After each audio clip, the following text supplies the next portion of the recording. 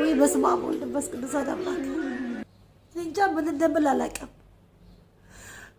የመን ሰና እስር ቤት 450 ኢትዮጵያውያን በቦምብ ተቃጥለው እንደዚህ ማንነታቸውን መለየት አጥንታቸው እስከሚበላ ድረስ በዚህ መልኩ ሳይ እንጃ ትናንት አይቼዋለሁ። ታውቃላችሁ ስንት ሰዓት ማለት ነው? ወደ 12 ሰዓት ምናምን አካባቢ አፍሪካውያን ነበር። ደግሞ የት ሀገር ነው ምን ሆኖ ይሆን ምናምን እያልኩኝ የሆነ አማርኛ ጽሑፍ ብቻ 2 ጽሑፎች ምናምን አሉ።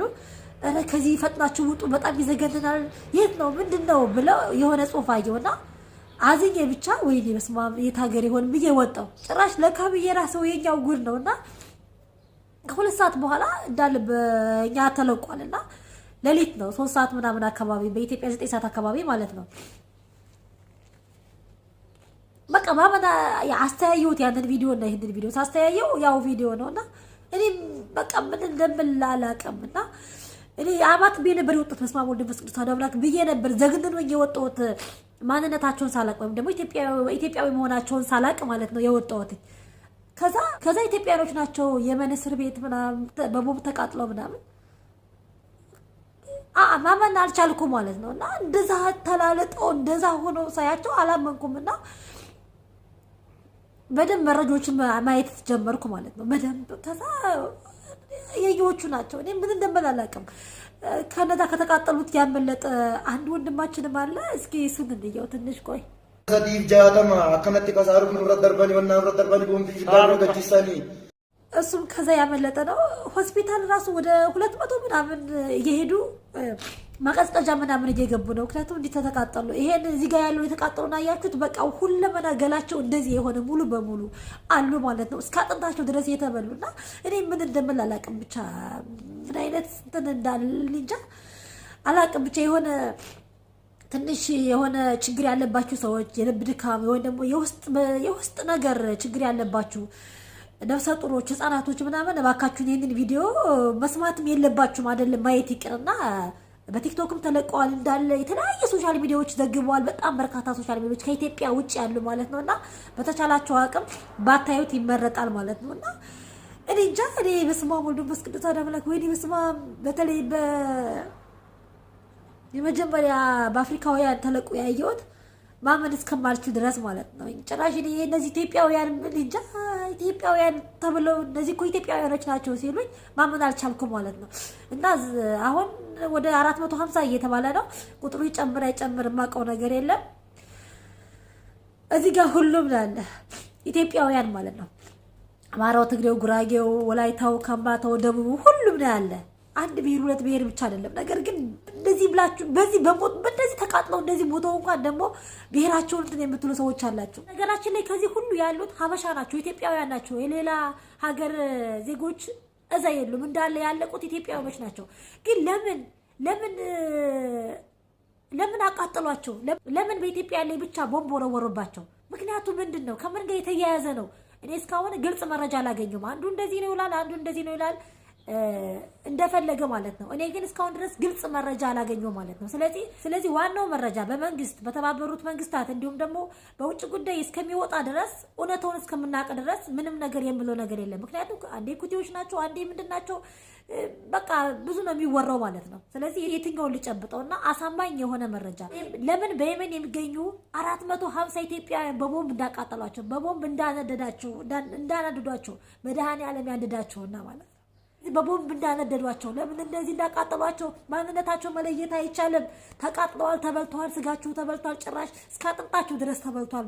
በጣም ይዘገንናል። በቃ ይዘገንናል የሚለው ቃል አይገልጸውም። በቃ ሌላ ቃል ስለማላቅ ነው እንጂ ይዘገንናል የሚለው ቃልማ ተጠቅመነው አልቀናል። ነገር ግን ይሄን ይዘገንናል የሚለው ቃል አይገልጸውም። በምን ቋንቋ እንደሚገለጽ ራሱ አንደበታችሁን የሚዘጋ ማለት ነው። እኔ እንጃ እኔ ትናንት መናገር ራሱ አልችልም። እንደዚህ እንዳሁኑ ቪዲዮ ልሰራ ባየሁት ጊዜ እንደዚህ ቪዲዮ ቶሎ ልሰራ በምን አቅሜ እንዴት ብዬ ሲጀመር መረጋጋት ራሱ ያስፈልጋል። ያንን አይቶ እኮ እንደዚህ ነው የሚዞርባችሁ ማለት ነው። ሰማይ መሬቱ እንደዚህ ነው የሚዞርባችሁና በቃ ድንዝዝ ነው የምትሉት ማለት ነው። በቃ ድንዝዝ ለኛ ለኢትዮጵያውያን ጥቁር ቀን ነው። ለኛ ለኢትዮጵያውያን የሰው ልጅ ሆኖ በማያውቀው እንጃ ምን እንደምላላቀው በህይወቴ እንደዚህ አይነት ዘግናኝ ነገርና በህይወቴ እንደዚህ አይነት ዘግናኝ ቪዲዮ አይቻላቅም።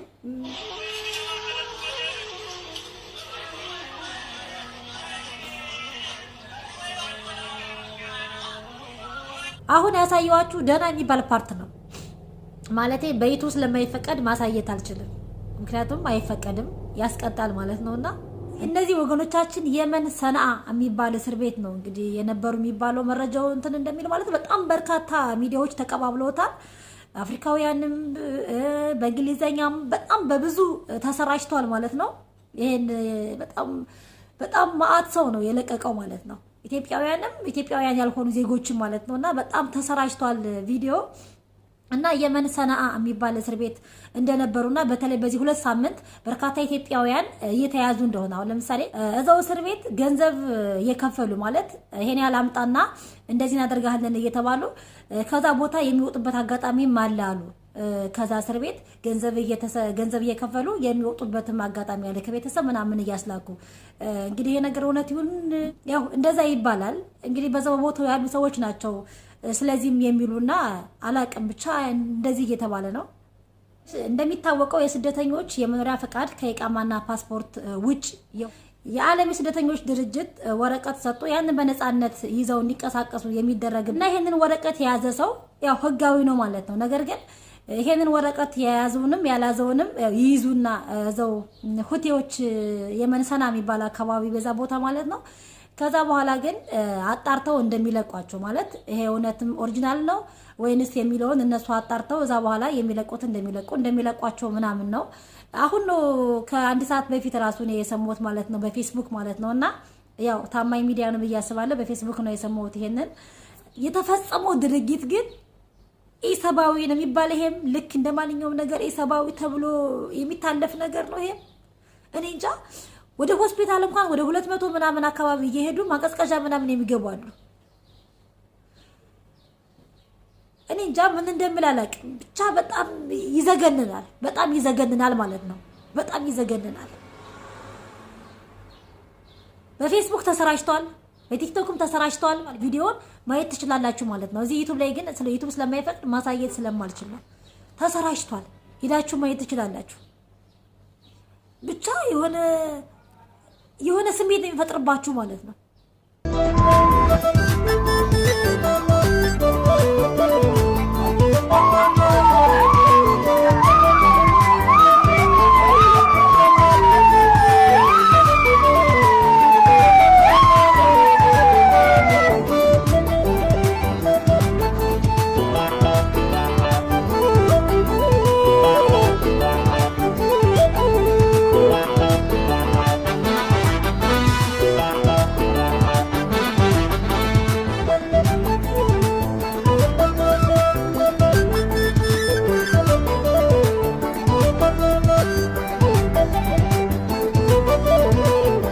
Sadiif jaatama akkanatti kasaaruuf nurra darbanii wannaa nurra darbanii boombii fiddaan gaggeessanii. ኢትዮጲያዊያን ወደ የመን ሲገቡ if they thought they had a choice. Home for them is Ethiopia, but that's now 700 miles away. Miles that were walked, not driven. Our country is broken, one of the young men tells us. Yemen. From Yemen, he says he can get to Saudi for work, to send money to his mother. It's hard to comprehend a level of poverty that would drive someone towards a war zone, especially when the horrors of that war are found on the very same stretch of Djiboutian shoreline. Mangar's wife and daughter were killed in a mortar round 8 months ago. He tells us of how he spent 7 hours in a fishing boat to escape to this refugee camp, only to arrive and find out his son was killed fighting with the rebels.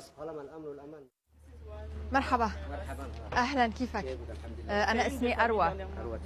Najib and his family just arrived. Over the last 5 years, around 25 relatives and neighbors in his village were killed. كانوا عايشين بنفس منطقتكم. In the same area, we ask? Yes, he responds. Homes were destroyed, schools, mosques. He remembers seeing migrants trying to cross through Yemen. We would say, don't go. They say, God is with us. Just across the road at this transit center, there are hundreds of Ethiopians waiting to be repatriated home. Hundreds who wanted to make the trip to Yemen. 13-year-old Muaz says he was stopped by police before he could get on the boat. Says he didn't know there was a war in Yemen. And neither did the other children here.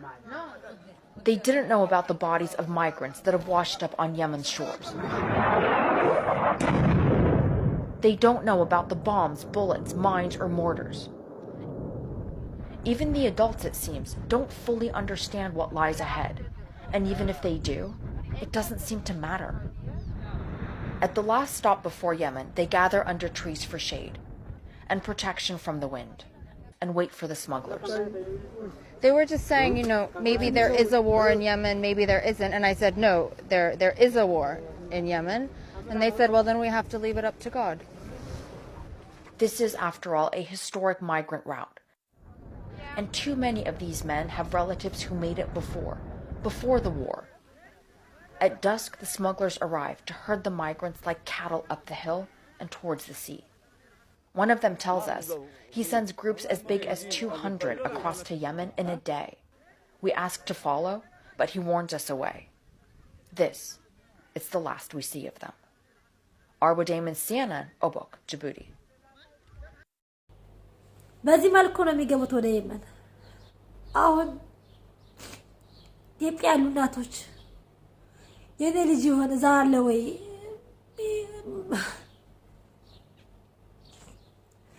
ከነዛ መካከል ማለት መለየት እንደዛ ስለተቃጠሉ ሬሳቸውን መለየት እንኳን ስለማይቻል ማንነታቸውን እንኳን ማወቅ አይቻልም። ማንነታቸውን ራሱ ማወቅ አይቻልም። ምክንያቱም ተበልተዋል፣ ተቃጥለዋል ማለት ነው። እስከ አጥንታቸው ድረስ ተበልተዋል። እንደዚህ አይነት ዘግናኝ ነገር እንደዚህ አይነት ዘግናኝ እንጃ ምን እንደምል አላውቅም። ብቻ ያለው ነገር ይሄንን ይመስል ነበር። ለሞቱት ነፍስ ይማርልን፣ ለቤተሰቦቻቸው ለወዳጅ ዘመዶቻቸው በአጠቃላይ መጽናናት እንመኛለን። እንደዚህ አይነት ሰቅጣጭ ነገር ፈጣሪ ይጠብቀን ነው የምለው መጨረሻ